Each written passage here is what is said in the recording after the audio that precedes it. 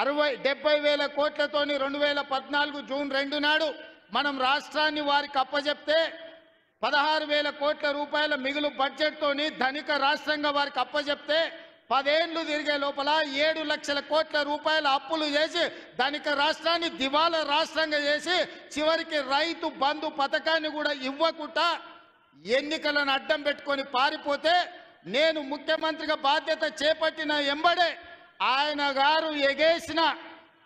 గారు ఎగ్గొట్టిన రైతు భరోసా పథకంలో 7,625 కోట్ల రూపాయలు 3 నెలల్లోనే 72 లక్షల రైతుల ఖాతాలో వేసి ఎగ్గొట్టి పారిపోయిన ఆయన కాదు.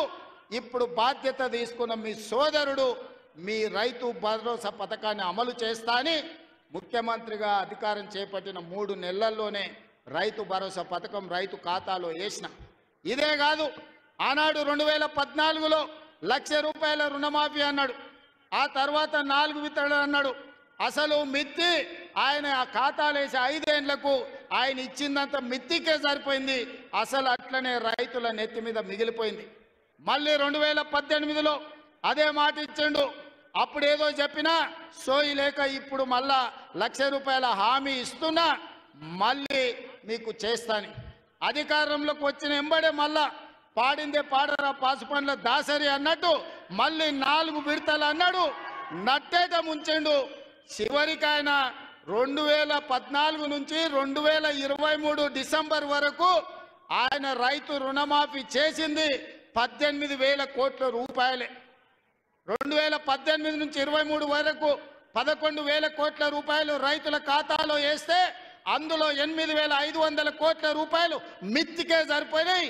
ఆయన చేసిన రైతు రుణమాఫీ నికరంగా 3,000 కోట్ల రూపాయలే. కానీ మీ సోదరుడిగా మీ బిడ్డగా పాలమూరు బిడ్డగా నల్లమల్ల అడవులో నుంచి వచ్చిన నేను ఒక రైతు బిడ్డగా 2 లక్షల రూపాయల రైతు రుణమాఫీ చేస్తా అని సరిగ్గా 60 రోజుల్లో 25,50,000 మంది రైతులకు 21,000 కోట్ల రూపాయలు 2 లక్షలు రుణమాఫీ చేసి ఇచ్చిన మాట నిలబెట్టుకొని మాట తప్పని మడమ తిప్పని పార్టీగా ఈరోజు 25,50,000 మంది రైతులకు 21,000 కోట్ల రూపాయల రైతు రుణమాఫీ చేసినాం. ఇవాళ రైతు రుణమాఫీ చేయలేదంటున్నాడు. నేను సూటిగా సవాలు విసురుతున్న చంద్రశేఖరరావు గారికి వేదిక మీద నుంచి ఫామ్ హౌస్లో ఉండి వచ్చిన వాళ్ళకి జోలి చెప్పుడు కాదు, అసెంబ్లీకి రా, లెక్కలు చెప్తా. ఏ ఊర్లో ఏ తండాలో ఏ గూడెంలో ఏ రైతుకి ఎంత రుణమాఫీ చేసినో 25,50,000 మంది రైతుల వివరాలు శాసనసభలో పెడతా. 21,000 కోట్ల రూపాయలు ఎవరి ఖాతాలో వేసినో నేను లెక్క చెప్తా. నీకు చిత్తశుద్ధి నీకు నిజాయితీ ఉంటే రా, వచ్చే అసెంబ్లీలో నువ్వు మాట్లాడు, అడుగు. అదేవిధంగా ఆనాడు నువ్వు 5,000 రూపాయలు సంవత్సరానికి రైతు బంధు కింద 10,000 ఇస్తే నేను ఎన్నికల్లో 15,000 ఇస్తా అని చెప్పిన. కానీ ఏ రోజు కూడా చంద్రశేఖరరావు గారు మనం అప్పుల్లో లేము, మనం ధనిక రాష్ట్రం, మన దగ్గర సంచుల కొద్దీ గుమ్మీల కొద్దీ రూపాయలు ఉన్నాయని అబద్ధాలు చెప్పిండు. వచ్చి చూస్తే గుమ్మీలు ఖాళీలు ఉన్నాయి. గుమ్మి కింద పందికొక్కులాగా కేసీఆర్ కుటుంబం మొత్తం తిని కూసున్నది.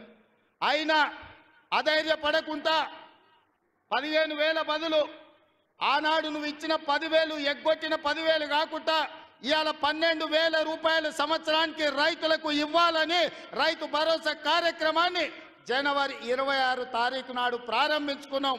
మార్చి 31 లోపల ప్రతి ఎకరాకు వ్యవసాయ యోగ్యమైన భూమికి ఎకరాకు 6,000 చొప్పున మీ ఖాతాలో వేసే పూచి నాది అని నేను ఈ వేదిక మీద నుంచి చెప్పదలుచుకున్నా.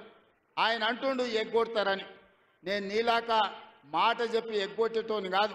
దళితులకు 3 ఎకరాలని ఎగ్గొట్టినావు, దళిత ముఖ్యమంత్రి అని ఎగ్గొట్టినావు, డబల్ బెడ్రూమ్ ఇండ్లు అని ఎగ్గొట్టినావు.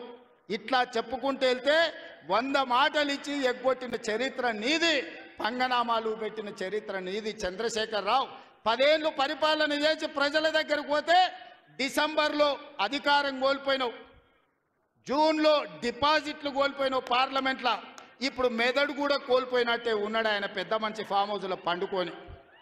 డిసెంబర్లో ఆయన అన్నీ చెప్పిండు, ఎన్ని ఆయన గుడిలు దర్గాలకు దస్తులు కప్పిండు, గుడిలకు పోయి దండాలు పెట్టిండు. ఏడ పెట్టిన తెలంగాణ ప్రజలు 10 ఏళ్ళు పెట్టిన ఆయన అరగోసకు ఇవాళ ఆయన గుణపాఠం చెప్పి ప్రభుత్వాన్ని దించిండ్రు. అట్లే అబద్ధాలు చెప్తే పార్లమెంట్లో గుండు సున్నా ఇచ్చిండ్రు, ఆయన గాడిద గుడ్డి ఇచ్చిండ్రు. అయినా బుద్ధి మారలే.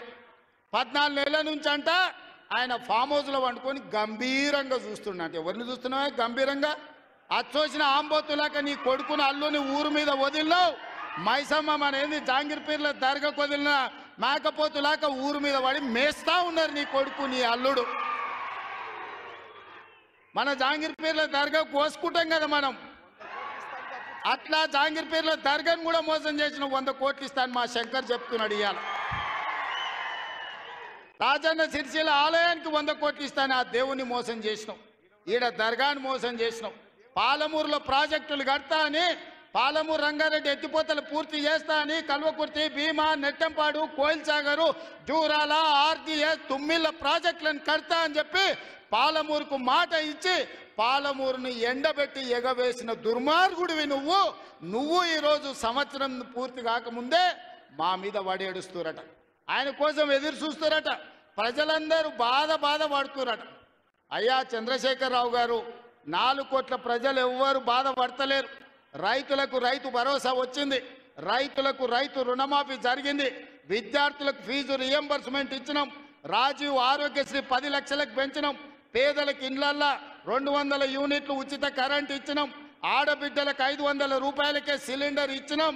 అదేవిధంగా ఆడబిడ్డలకు ఆర్టీసీలో ఉచితంగా బస్సు ప్రయాణం ఇచ్చినాం.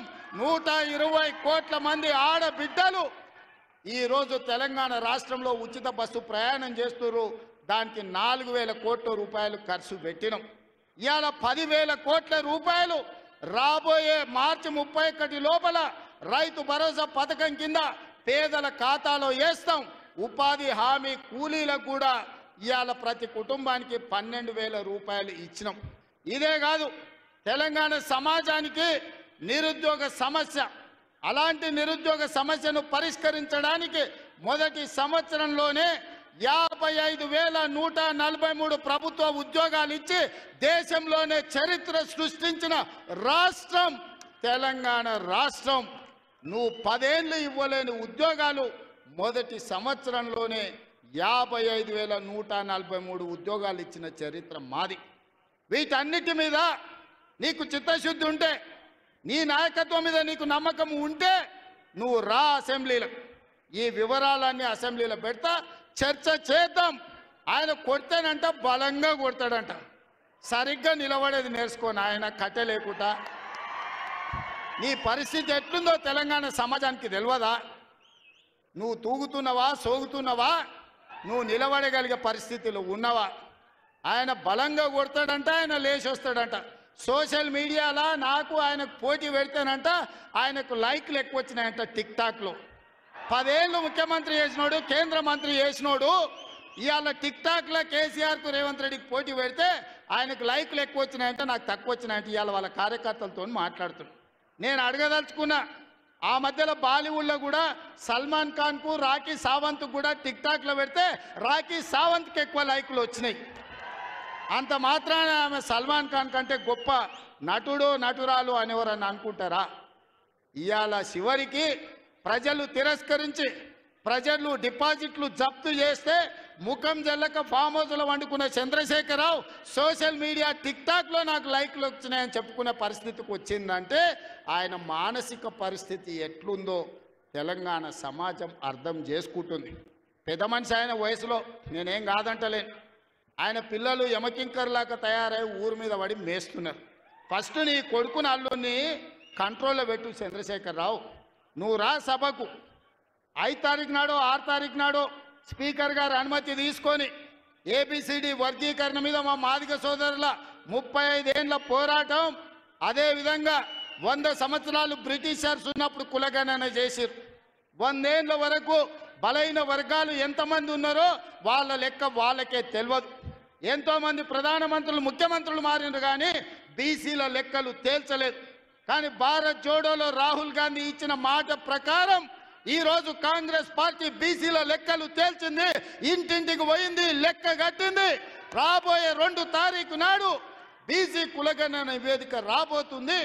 అదేవిధంగా మాదిగల వర్గీకరణ మీద కూడా జ్యుడిషియల్ కమిషన్ నివేదిక ఇవ్వబోతుంది. ఫిబ్రవరి మొదటి వారంలో అసెంబ్లీలో బీసీ కులగణన మీద అదేవిధంగా మాదిగల వర్గీకరణ మీద సభను పెట్టబోతున్నాం. నీకు చేతనైతే చిత్తశుద్ధి ఉంటే సభకు రా, చర్చ చేద్దాం. నువ్వా మేమా తేల్చుకుందాం.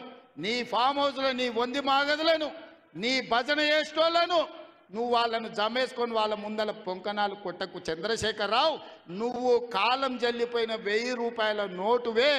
ఆ నోటు పెట్టుకుంటే ఎవడైనా జైలుకే వెళ్తాడు.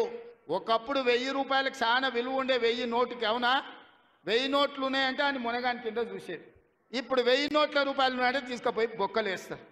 చంద్రశేఖరరావు గారు కూడా రద్దయిపోయిన 1000 రూపాయల నోటు. ఇంకా దానికి విలువ లేదు.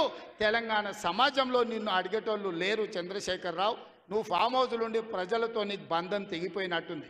ప్రజలు ఏం ఆలోచన చేస్తున్నారో చూడు. రైతులకు రైతు భరోసా అందింది. ఇది నా జవాబు లెక్కల అసెంబ్లీలో చెప్తా. రైతులకు 21,000 కోట్ల రూపాయల రుణమాఫీ జరిగింది. రైతులకు వడ్ల కోసం 500 రూపాయల బోనస్ ఇచ్చినాం. రైతులకు వ్యవసాయానికి 24 గంటల ఉచిత కరెంట్ ఇచ్చినాం. రైతులకు 200 యూనిట్లు ఇంట్లో ఇవాళ ఉచితంగా ఇస్తున్నాం. ఆడబిడ్డలకు బస్సు ఉచితం ఇచ్చినాం.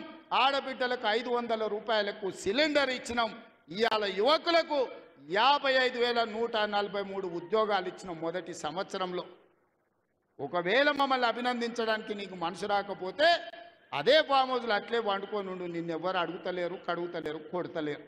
కాబట్టి ఇవాళ ఇన్ని రకాల సంక్షేమ కార్యక్రమాలు ముందుకు తీసుకొని వెళ్తున్నాం. చంద్రశేఖరరావు గారు, నువ్వు రా అసెంబ్లీకి. ఎందుకంటే నాకు గద్దర్ ప్రోగ్రాం ఉంది, ఇంకా చాలా విషయాలు చెప్పాలి. ఎల్పి ఇప్పుడు ఇవాళ రవీంద్ర భారతిలో గద్దర్ గారి కార్యక్రమం ఉంది.